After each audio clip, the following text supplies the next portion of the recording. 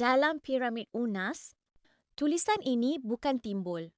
Ia dipahat masuk ke dalam batu. Kebanyakan ukiran Mesir Purba dibuat timbul di permukaan.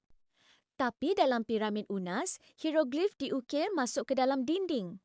Ini bukan sekadar gaya seni, ia dipercayai untuk melindungi teks daripada rosak atau dipadam. Lebih dalam ukiran, lebih kekal perkataan itu.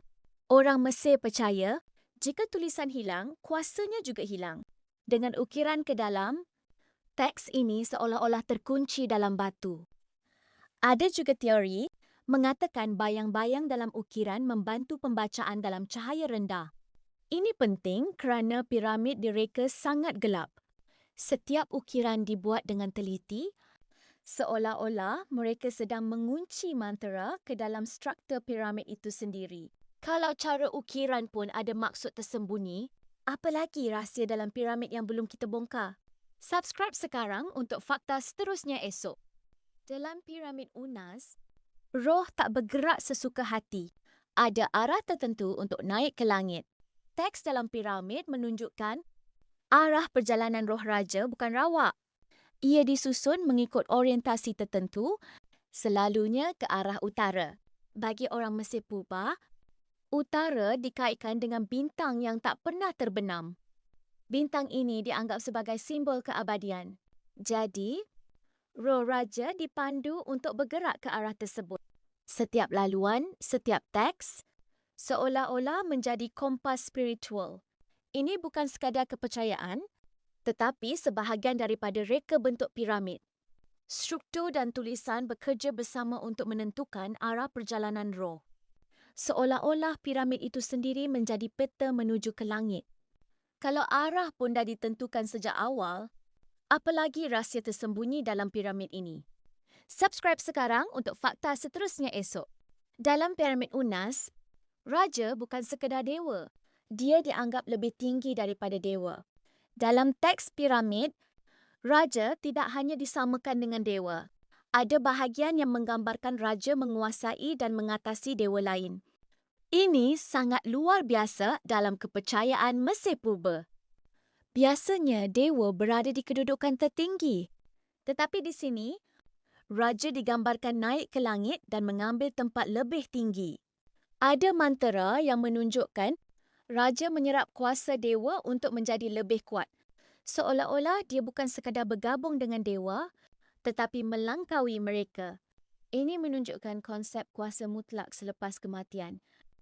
Raja bukan lagi manusia, bukan juga dewa biasa. Dia menjadi entiti yang lebih tinggi dalam hierarki kosmik. Kalau raja boleh melangkaui dewa, apa lagi rahsia ekstrem dalam teks piramid ini?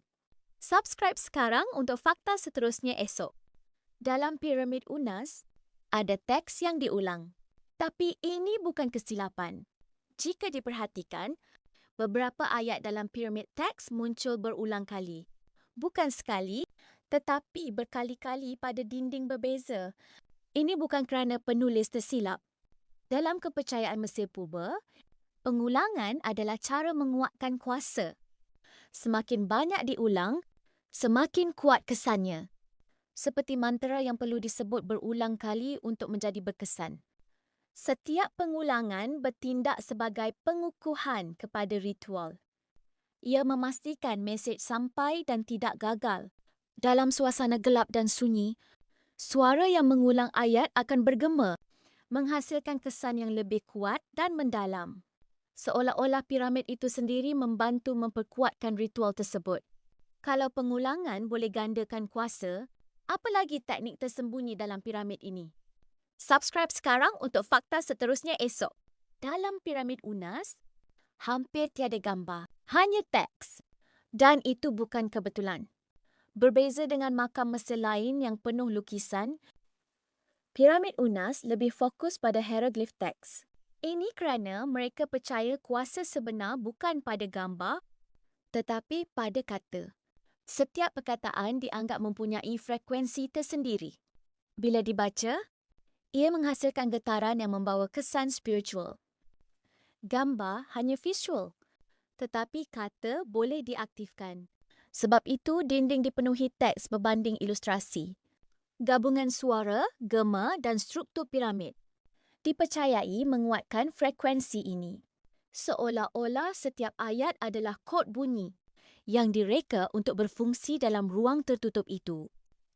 Ini menjadikan piramid bukan sekadar makam, tetapi ruang resonansi untuk kata-kata suci. Kalau kata ada frekuensi tersendiri, apa lagi rahsia bunyi dalam piramid ini? Subscribe sekarang untuk fakta seterusnya esok.